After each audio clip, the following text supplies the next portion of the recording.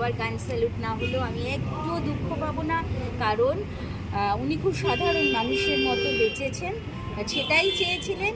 ওনার চিকিৎসা ওনার অর্থেই হয়েছে, সেটা 15 লাখ হোক আর 5 পয়সা হোক, সেটা ওনার অর্থে হয়েছে। উনি খুব সাধারণভাবে বাঁচতেন।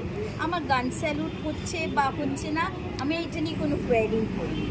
সত্যি কথা, হবে কি নাও আমি জানি না, আমি কোনো কোয়ারি করিনি।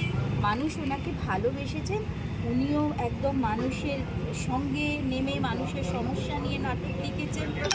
তো মানুষ এসছেন, আপনারাও এসছেন, তো এটাই ওনার কাছে যথেষ্ট। উনি বেঁচে থাকলেও এটাই বলতেন, বোধহয় আমার সেটা মনে হয় এই ব্যাপার।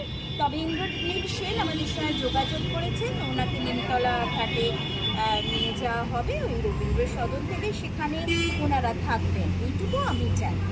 গান স্যালুট হবে কি হবে না আমার কোনো কৌতূহলও নেই।